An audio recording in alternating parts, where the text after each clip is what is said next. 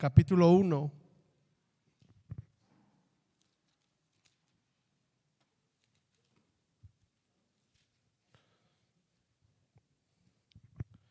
Y hemos tenido tiempos de mucha intercesión durante este inicio del año en el Zoom. Hemos experimentado realmente un toque de la presencia de Dios de manera distinta.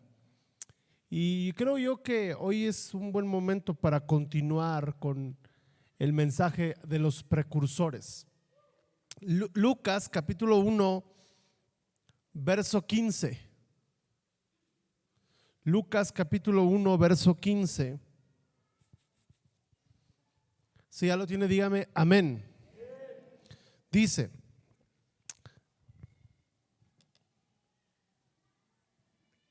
porque será grande delante de Dios, no beberá vino ni sidra, y será lleno del Espíritu Santo aún desde el vientre de su madre, y hará que muchos de los hijos de Israel se conviertan al Señor Dios de ellos, e irá delante de él con el espíritu y el poder de Elías, para hacer volver los corazones de los padres a los hijos y de los rebeldes a la prudencia de los justos, para preparar al Señor un pueblo bien dispuesto.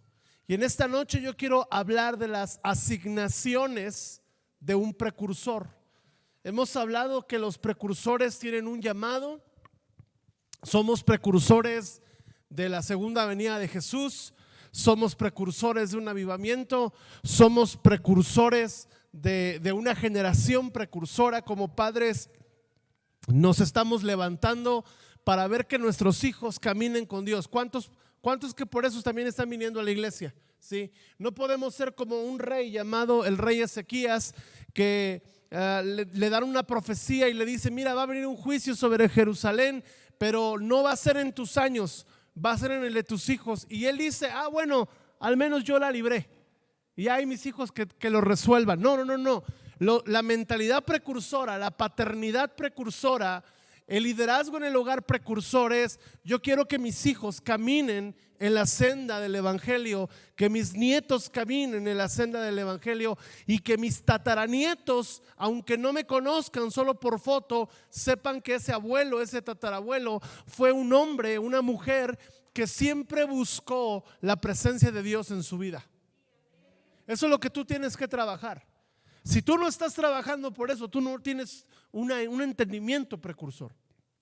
Ahora, cuando hablamos de las asignaciones del precursor, hablamos de que el origen del precursor era un hogar justo, era una cultura de intercesión, de justicia y de servicio.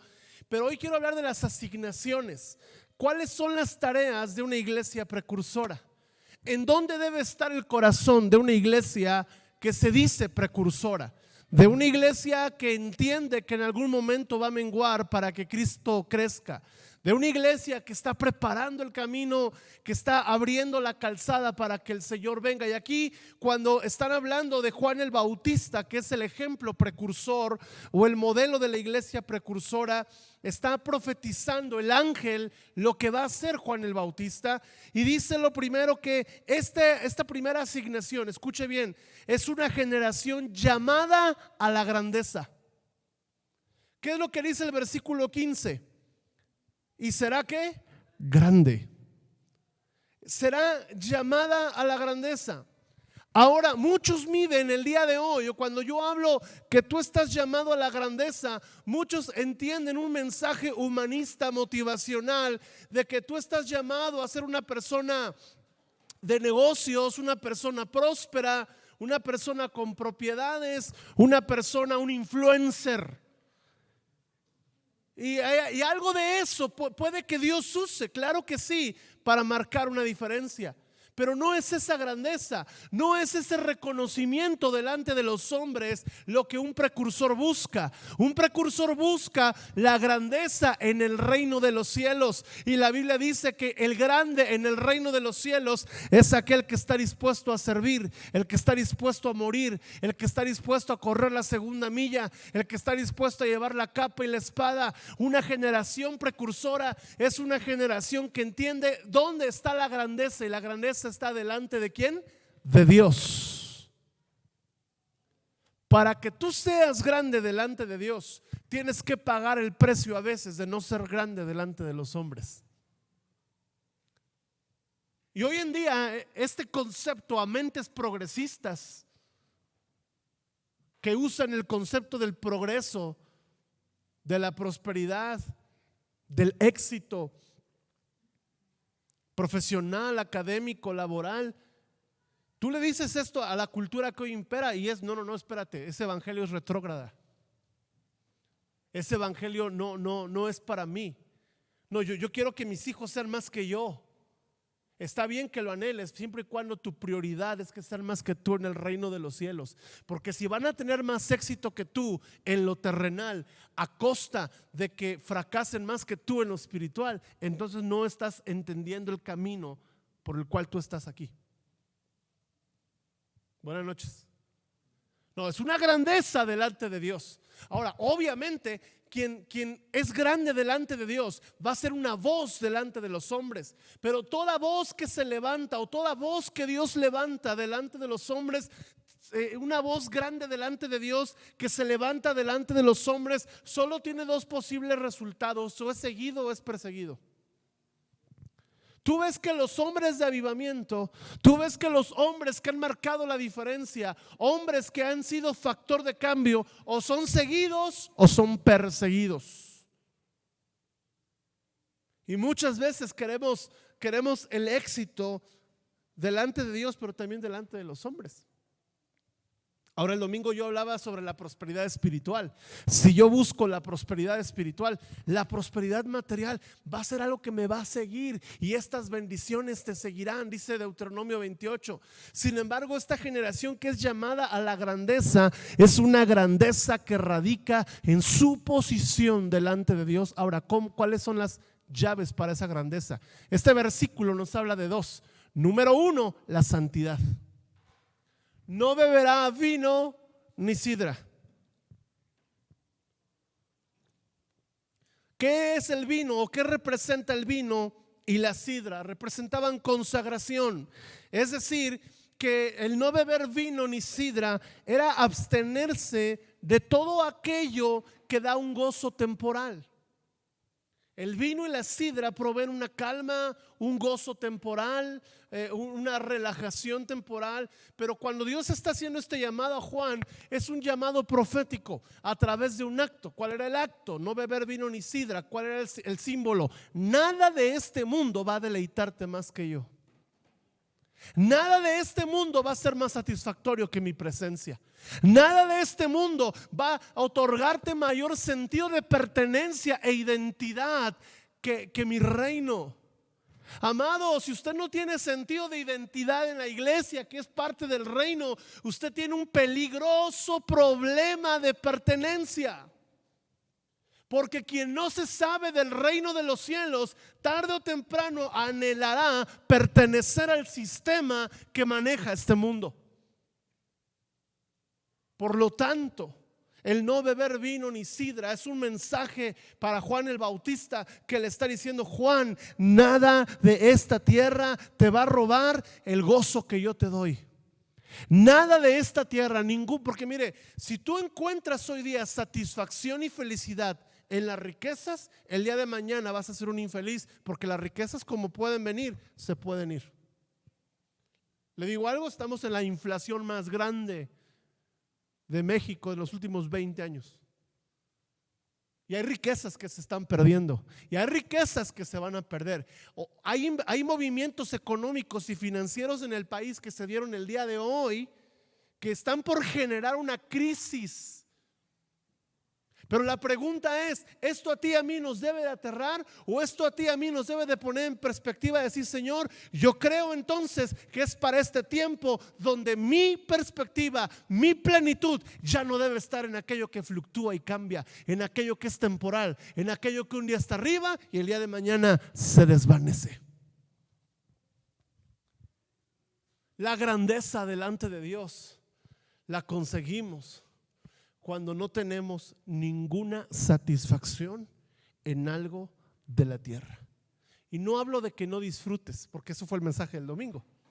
Hablo de que tu esperanza de felicidad no está en eso, sino solo en las cosas, o en una relación, o en un entendimiento de un propósito divino. Porque cuando tú logras capturar esto, todo lo que llega a ti es añadidura, y toda la añadidura es bendición.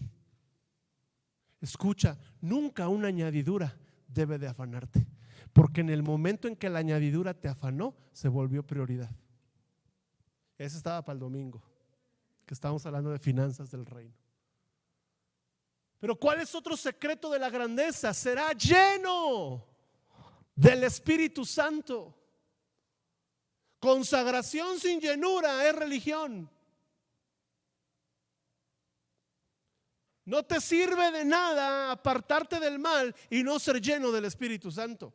Pero por cuanto tú te apartas del mal, por cuanto tú no tienes deleite en las cosas terrenales, tu posibilidad de tener una mayor llenura, una llenura más profunda del Espíritu Santo es aún mejor. Escucha, entre más te consagras como Juan lo hacía, más lleno del Espíritu Santo. Escucha, amado, entre más pequeños sean llenos del Espíritu Santo, más precursores serán.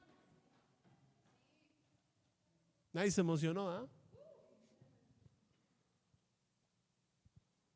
¿Cuánto nos costó a un grupo de jóvenes entender algunas cosas del bautismo del Espíritu Santo? Hay creyentes que estaban en denominaciones o iglesias, y cuando viene el bautismo del Espíritu Santo les cuesta trabajo, al final de cuentas lo aceptan y nacen sus hijos, y a los 5 años, antes de hablar en español, ya hablan en lenguas. Así de importante es la llenura del Espíritu Santo. Ahora, qué interesante es que tú y yo podamos entender que estos tiempos que estamos viviendo no son posibles vivirlos sin que estés lleno del Espíritu Santo. Si tú piensas que puedes surfear las olas del COVID, las olas de la economía, las olas del desempleo, las olas de la inmoralidad, sin estar lleno del Espíritu Santo, si en algún momento pensamos que podemos vivir la vida cristiana en esta generación sin ser constantemente llenos del Espíritu Santo, estamos muy equivocados, y lo que vamos a vivir no es un cristianismo genuino, un auténtico evangelio.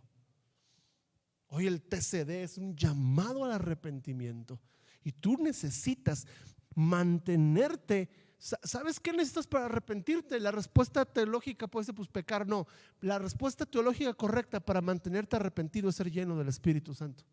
Si yo me mantengo lleno del Espíritu Santo, me voy a mantener arrepentido. Cuando yo descuido mi llenura del Espíritu, yo también voy a descuidar la voz de Dios. El único camino a una vida precursora, amados, es ser llenos del Espíritu Santo. Entonces es una generación llamada a la grandeza. Esta es la asignación de los precursores. Los precursores somos llamados a la grandeza. ¿Delante de quién? De Dios. ¿Qué mayor grandeza?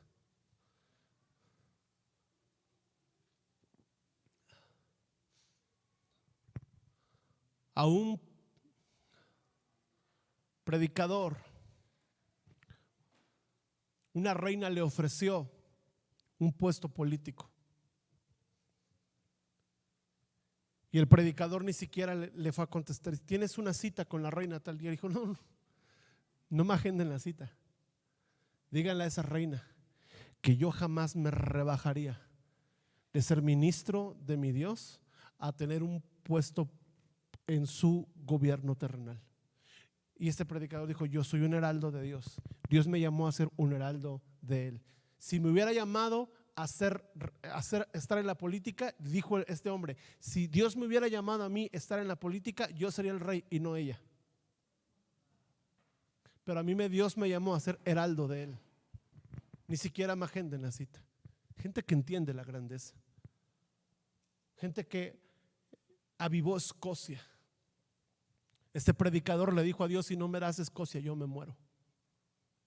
Gente que oraba de esta manera. que le decía a Dios: dame las almas o me muero. ¿Por qué? Porque era gente entendida de su grandeza, llena del Espíritu Santo. La segunda asignación que vemos sobre Juan el Bautista es algo que a lo mejor no entendemos, que tiene que ver con lo precursor, pero que en algún momento de la historia próxima nos va a alcanzar. Dice el versículo 15, el 16: y hará que muchos de los hijos de Israel se conviertan al Señor, Dios de ellos. La segunda asignación es una generación con una carga por Israel. El llamado que Dios le estaba haciendo a Juan el Bautista, primeramente, era un llamado a ser precursor en su nación. Y Dios fue muy específico: hará que muchos de los hijos de Israel se conviertan al Señor su Dios. Amados, nosotros no podemos perder de vista el mapa político y entender que la nación que Dios va a usar en los postreros años para establecer su reino es la iglesia de Israel. Por eso tú y yo tenemos que vivir en un entendimiento precursor, orando, clamando a Dios, ayunando y siendo entendidos en un llamado por la restauración de Israel. Si tú y yo creemos que por ser cristianos nos podemos olvidar de la nación de Dios, es imposible. Tú y yo tenemos que buscar la paz de Jerusalén. La Biblia dice: bienaventurado el que busca la paz de Jerusalén.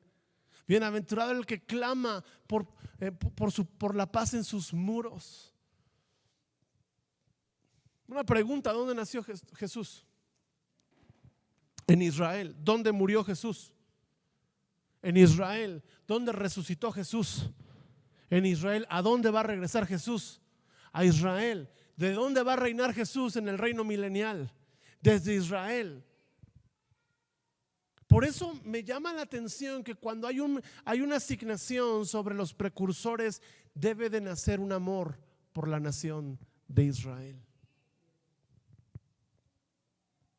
Esos precursores son llamados a orar, a ayunar y a llorar por la restauración de Israel, porque entendemos que un avivamiento en Israel desatará un avivamiento en las naciones. Lo que Dios hizo con un rabino llamado Saulo trajo un avivamiento a toda Europa. Por eso en Romanos capítulo 15 vemos a Pablo diciendo: toda esta zona ya me encargué de llenarla para Cristo. ¿No quisiéramos que se levantaran más como él? ¿No quisiéramos que nuestros hijos pudieran conocer a creyentes así?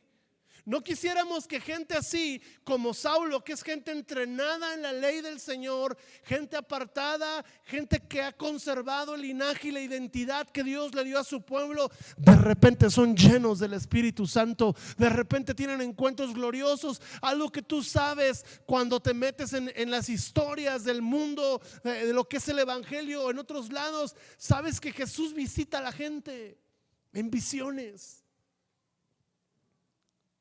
Dios está visitando a su pueblo. Pero ¿sabes quién tiene que estar orando? ¿Sabes quiénes son los que provocan esas visitaciones?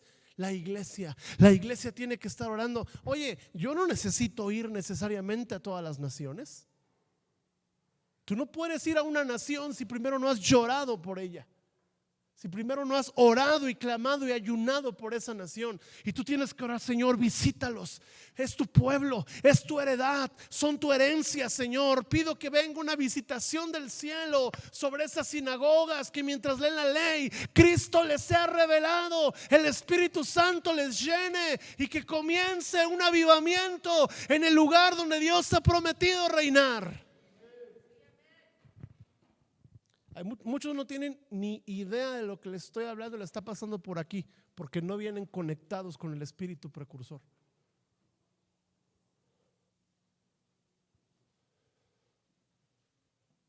Que el Espíritu Santo te va a confrontar a partir de ahorita.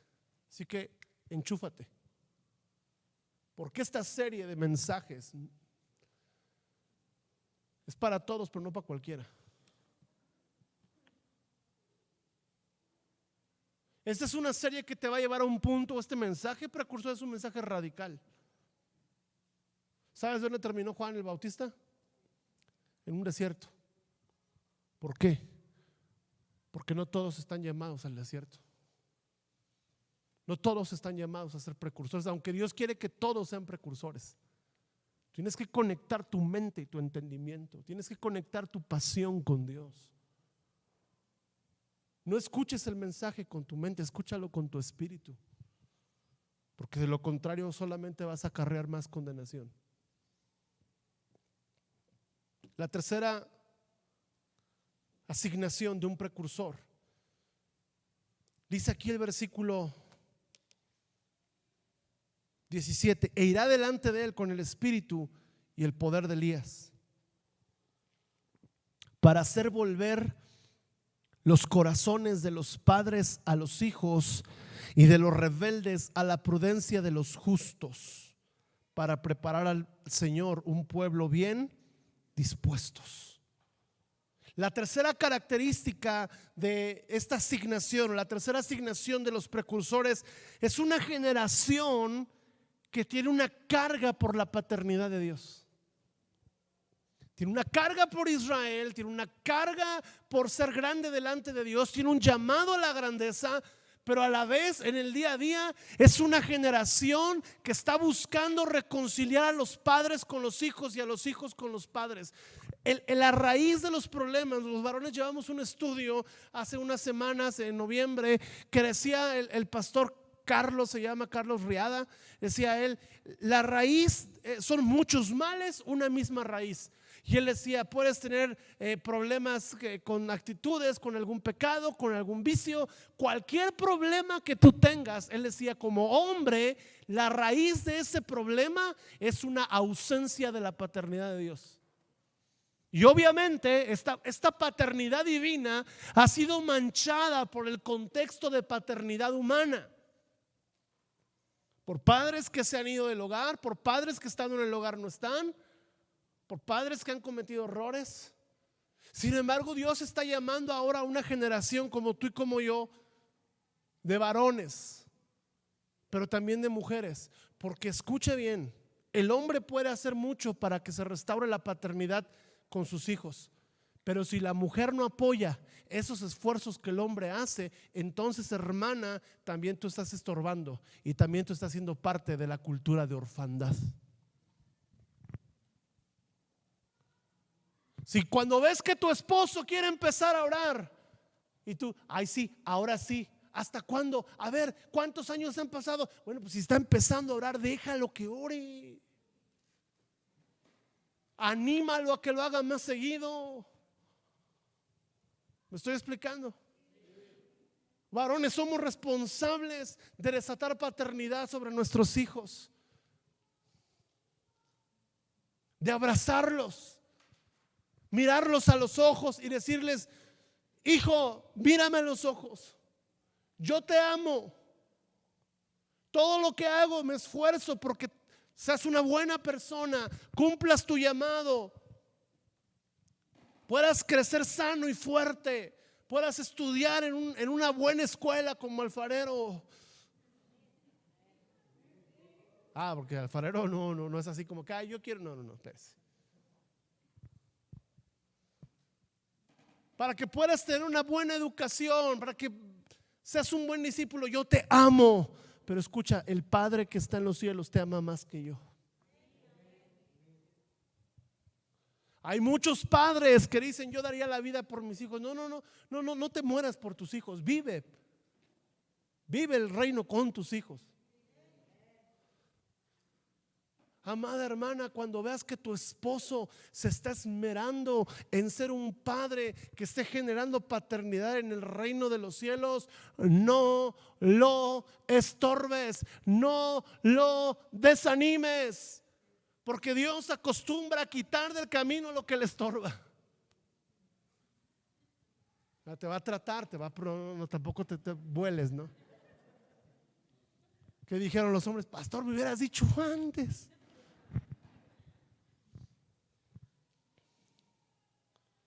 O es que hoy vivimos en una cultura,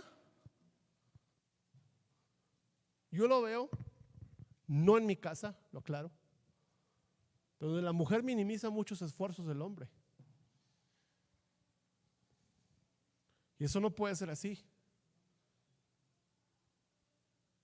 También veo hombres que no cumplen con su labor sacerdotal.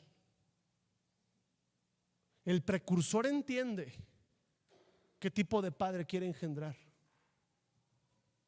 Un buen precursor no solo mira a sus hijos, mira a sus nietos y mira qué clase de padre quiere para sus nietos. Mira qué clase de madre quiere para sus nietos.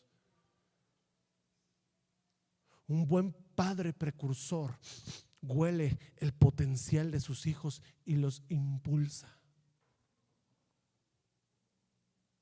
Hay hijos que tienen unos dones, unos talentos para algunas cosas y no, el papá, no, yo quiero que seas esto, mi sueño frustrado.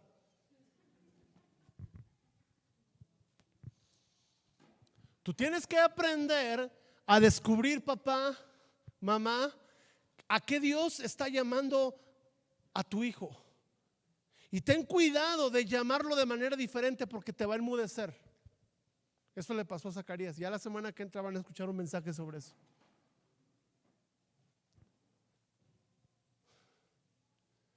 Tienes que llamar a tu hijo como el cielo lo llama. Aunque te trajo puros 5 y nada más le falte rebuznar.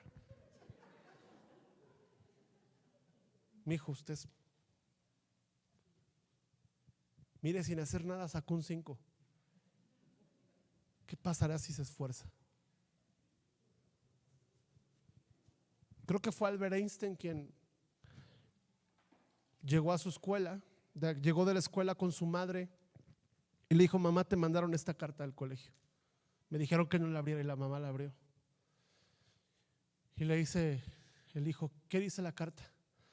La carta dice que eres un alumno tan brillante que en esa escuela tú no puedes estar porque no saben cómo educar una mente tan brillante. Y el muchacho, pero la carta decía: su hijo es un bruto, es un flojo, es un retardado, no aprende, tiene dificultad, señora, mejor sáquelo de la escuela. Pero ella no creyó lo que decía la carta. Ella creyó en un destino que había visto. Él hará volver el corazón de los padres a los hijos. El padre precursor no está interesado en ser en ser el amigo de su hijo. Yo no soy amigo de mis hijos. Ahí tienen al Dani, al Santi, al Pablito, a Aarón. Esos son sus amigos. A la Mauri, a Cristian, a Camila. Esos son sus amigos de mis hijos. Nosotros somos sus papás. Y como papás tenemos que imponer la cultura del reino de los cielos en nuestra casa. No podemos engendrar niños emperadores. O son emperadores o son precursores.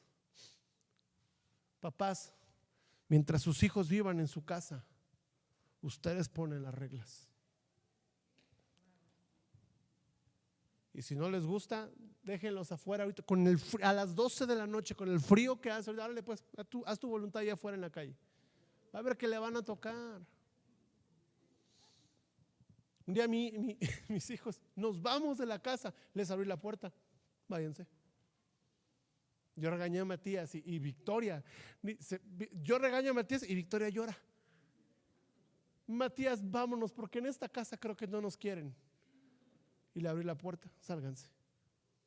Es más, lo saqué, órale. Tienen que entender que están en hogares. Papá y mamá, ¿cuántos papás y mamás estamos aquí?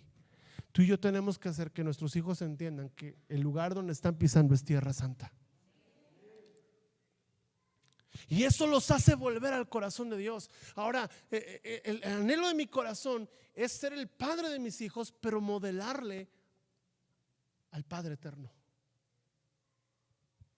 Le escuché una frase al pastor Andrés Corson que me puso a chillar.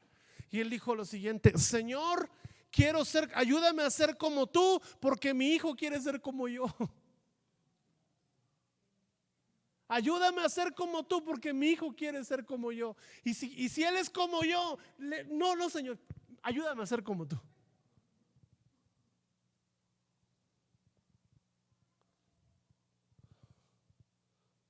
Dios está buscando una reconciliación generacional. Dios está buscando que también nosotros que somos padres honremos a nuestros padres. Honremos la memoria de los padres que no están ya y honremos el presente. Dice un dicho: honra la memoria de tu padre que no tienes, pero dale buenos recuerdos en la memoria al padre que sí tienes todavía.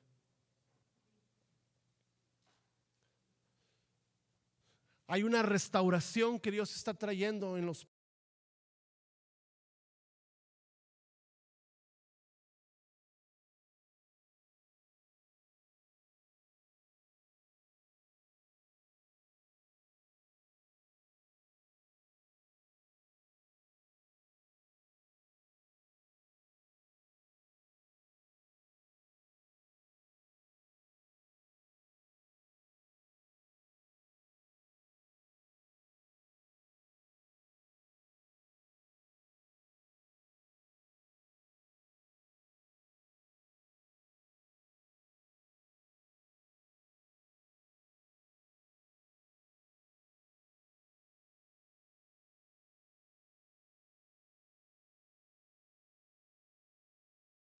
ponles tropiezo a su caminar cuando éste se aparte de Dios.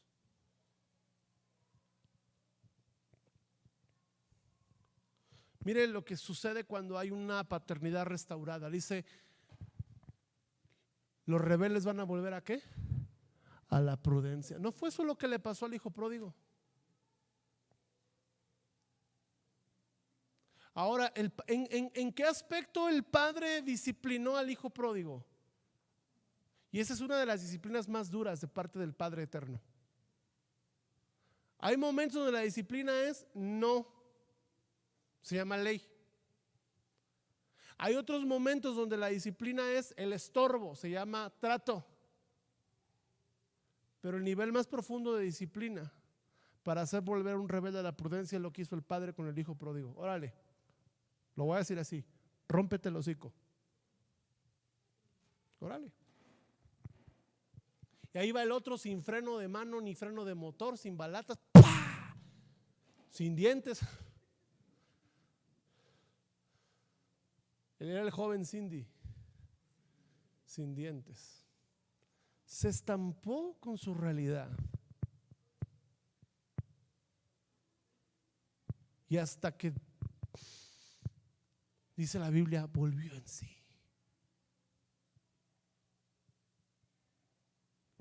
A veces Dios dice: órale pues. Y es la manera en la que dice: te amo tanto, pero como veo que no entiendes por la buena, pues ahí te va por la mala. Pero aún en ese filito, de ahí te puedo traer. ¿Y qué fue lo que pasó en este hijo pródigo? El hijo rebelde volvió ¿a qué? A la ¿Qué oración tan prudente hizo? No soy digno de que me llames tu hijo, hazme como un jornalero. Una acción prudente, una oración prudente. Y volvió arrepentido, volvió avergonzado,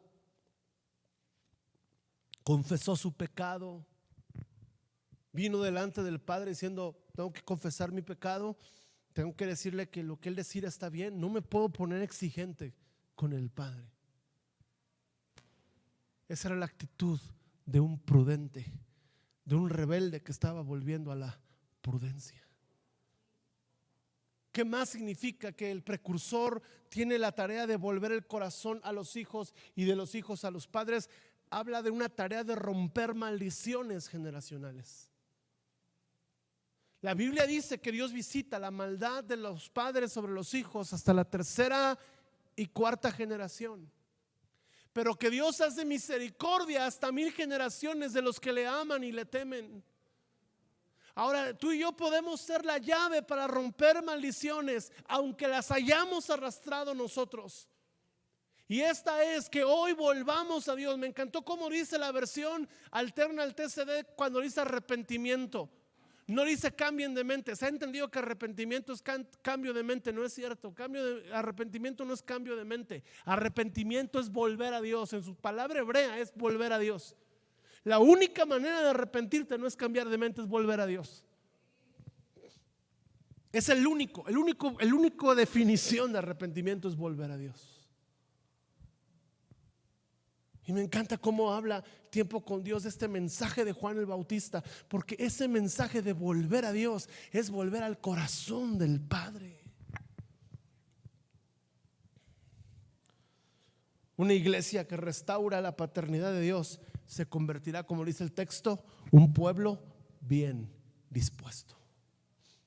¿Cuál es la gente más dispuesta para servir? ¿Cuál es la gente más dispuesta para dar su vida por Jesús? ¿Cuál es la gente más dispuesta para invertir en el reino de los cielos? La gente que sabe que Dios es su Padre. Porque la gente que sabe que Dios es su Padre da y no da, ya, doy para que no, Dios doy porque tú eres digno y porque tú nunca me vas a dejar. La gente que se sabe amada por el Padre es gente que lo entrega todo. Me encanta cuando Jesús está con los discípulos, le va a lavar los pies a los discípulos, que esos piececitos van a correr y lo van a abandonar. Hay un par de pies ahí que lo va a traicionar, hay otro par de pies ahí que lo va a entregar, pero él les dice: júntense, les voy a lavar los pies. Y dice Juan 13, versículo 1: sabiendo lo que el Padre había puesto en su potestad, en su mano, tomó la toalla, tomó el agua, tomó la tina y les lavó los pies. ¿Por qué? Porque quien sabe lo que el Padre ha puesto, cuando hay un corazón que ha vuelto al Padre, puede servir a los demás, aunque sepa que entre esos que está sirviendo hay uno que le va a traicionar, hay uno que le va a negar y hay uno que va a decir: no, yo hasta que no meta mi mano en el costado no creo.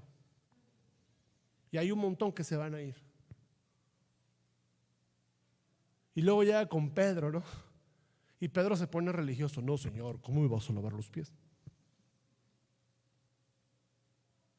Y Jesús le dice: Pedro, no solo los pies, ahí profundo en el corazón hay algo más que tengo que lavar. ¿Pero por qué Jesús hacía esto? Porque sabía quién era en el Padre. La cuarta y última característica: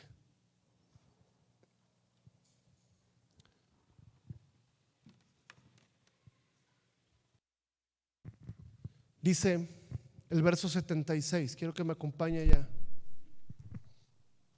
Cuando vuelvo a hablar de Juan el Bautista, ahora está su padre profetizando.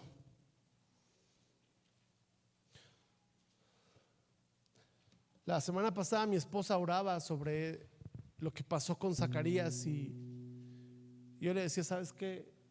Tú tienes que compartir de eso las siguientes semanas. Pero una de las cosas que me quiero adelantar a lo que ella puede compartir es: estuvo mudo todo el embarazo, pero cuando nació fue lleno del Espíritu Santo.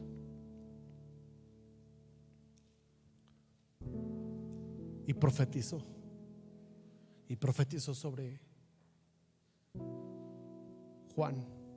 Primero profetizó sobre Jesús. ¿Sí ya lo leyeron o no? Y luego cuando llega con Juan, versículo 76: y tú, niño, profeta del Altísimo serás llamado, porque irás delante de la presencia del Señor para preparar sus caminos, para dar conocimiento de salvación a su pueblo, para perdón de sus pecados, por la entrañable misericordia de nuestro Dios, con que nos visitó desde lo alto de la aurora. ¿Qué frase soltó sobre su hijo este hombre? Pero qué manera tan profética y poética. Hay una sinergia hermosa entre la poesía y la profecía. ¿A quién les gusta leer poesía? Lean poesía para que sean profetas poéticos. Esto no lo ha escrito un autor contemporáneo de esa manera. Bajo una unción poética y profética, dice: por la entrañable misericordia de nuestro Dios, con que nos visitó desde lo alto la aurora. La cuarta asignación de un precursor es una generación con pasión por la salvación de otros. Es una generación que no está centrada en hablar de sí misma. No está centrada en hablar de sus dones, sus talentos, su potencial, su capacidad. No le interesa su fama, su reputación, su gloria o la honra que otras generaciones pasadas y venideras le quieran dar.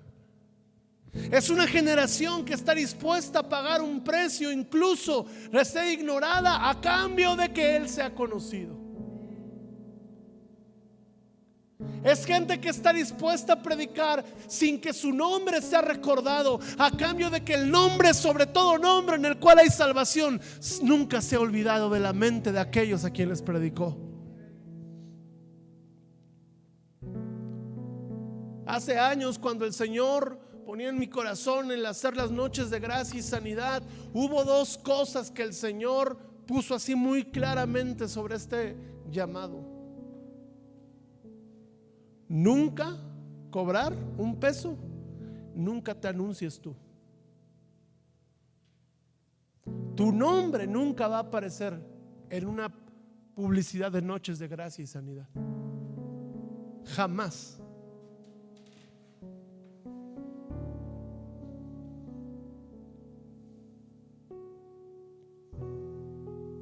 Y yo siento muy fuerte del Espíritu Santo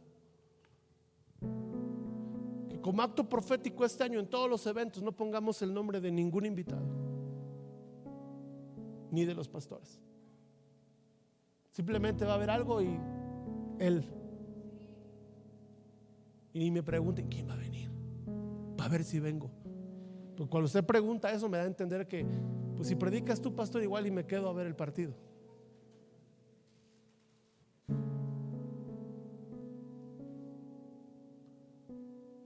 Una generación que está tan enteramente apasionada por la gloria de Dios que la gloria propia ya perdió todo significado. Una generación que está tan apasionada por la salvación de las almas que no le importa su reputación. Es una generación que tiene un mensaje, y es el de la entrañable misericordia de nuestro Dios, con que nos visitó desde lo alto la aurora. Oh amados, la aurora nos visitó. El Verbo se hizo carne, habitó entre nosotros y vimos su gloria, gloria como la del unigénito. Y los apóstoles, los padres de la iglesia primitiva, de manera literal decían: lo que nuestros ojos vieron y palparon nuestras manos, eso anunciamos. Hay testigos oculares, hay testigos históricos, pero sobre todo la tierra, la creación y el Espíritu Santo hoy dan testimonio de la entrañable misericordia de Dios. Y amado, yo quiero desafiarte algo y hacerte una pregunta: ¿cuántos has podido llevar al entendimiento de la entrañable misericordia de Dios? Ahora, para que tú hables de misericordia, tienes que hablarles de su pecado. No hay ministerio, no hay llamamiento, no hay una manera de alcanzar a un perdido sin que antes tengamos que hablarle de por qué está perdido. Oye, pastor, pero se van a ofender. Pero es que si no hablas el mensaje completo, el que se va a ofender es Dios.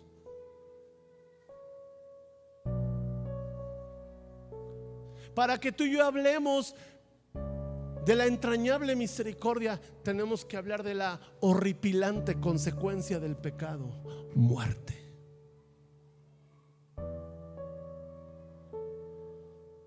Tú no puedes predicar la misericordia sin el juicio y sin el arrepentimiento, porque es precisamente el enseñar o el hacer consciente a otros del terrible castigo eterno lo que hace embellecer la misericordia y el amor de Dios.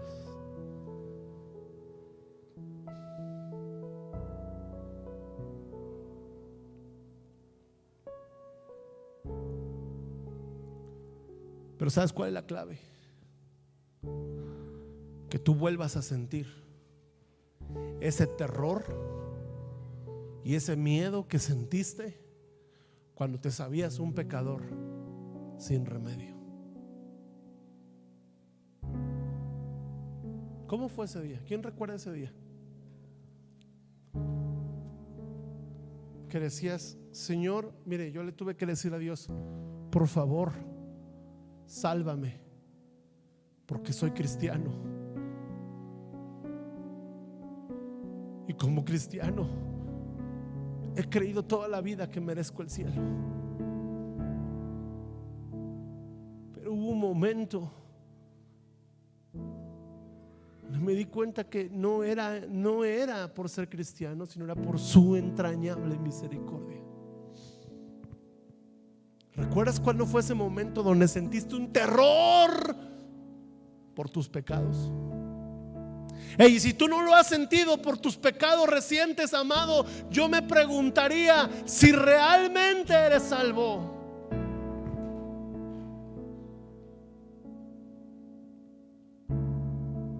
Quien no se arrepiente de sus pecados actuales, quizás nunca lo hizo de sus pecados pasados.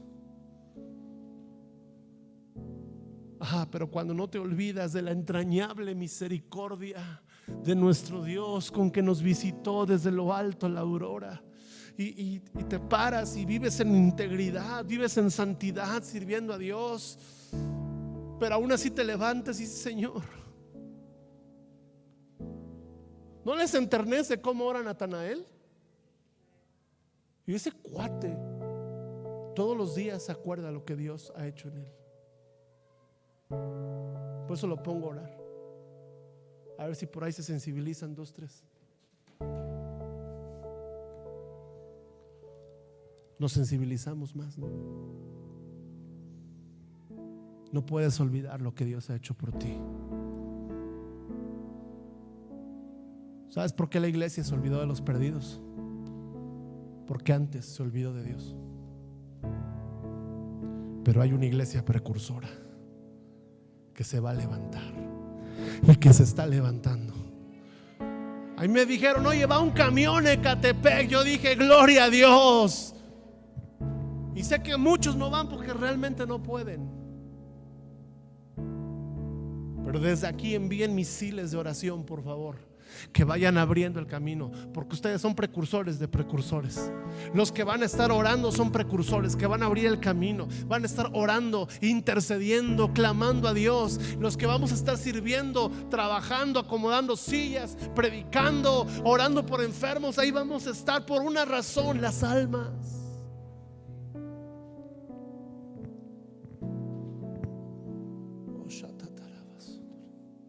Yo quiero invitarte a que te pongas de pie. Yo siento el fuego del Espíritu.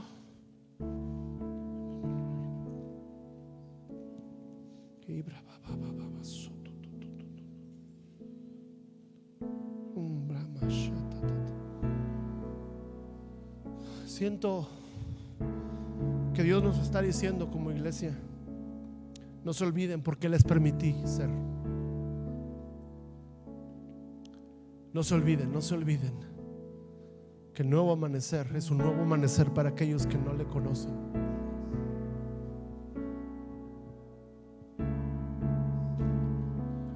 Viene una temporada donde 7 familias van a consagrar todo su domingo para en las mañanas ir a predicar y en las tardes venir a congregarse. Y después en 2 meses yo estoy orando por otras 7 familias que se levanten, y que todos como iglesia, todos hayamos hecho esto en el año. Que todos hayamos sido de esas 7, 8 familias sembradas en un domingo, porque el domingo es día del Señor.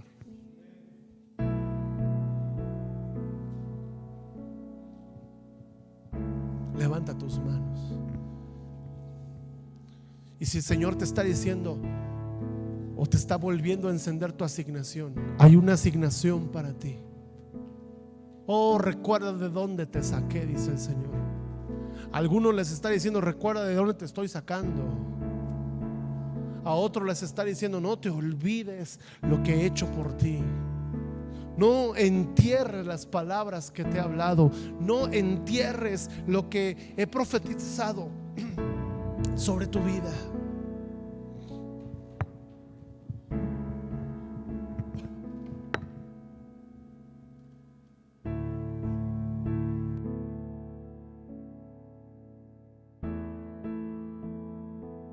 Yo quiero invitarte a que empieces a levantar tu voz. Hay un peso, yo siento un peso de la palabra ahora.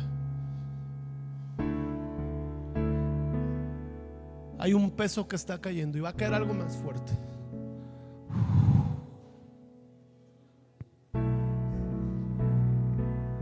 Y tu niño,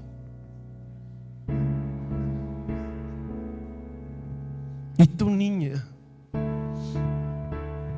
y tu hombre, y tu mujer, y tu joven, profeta del Altísimo.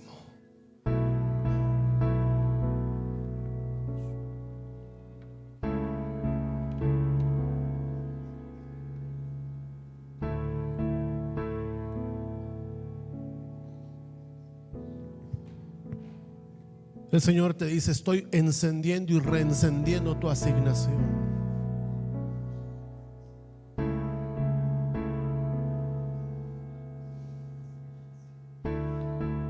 Y de estas 4 tareas, dice el Señor, si hay un fuego precursor, no vas a poder escapar. Quiero que hagamos lo primero. Comienza a orar por la nación de Israel. Comienza a orar por Israel, vamos. Empieza a declarar palabras de salvación sobre la nación de Israel. Vamos, vamos, levanta tu voz, levanta tu voz, levanta tu voz.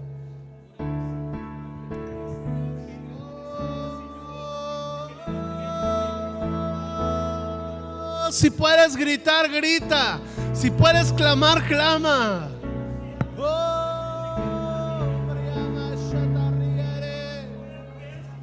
Restaura a Israel.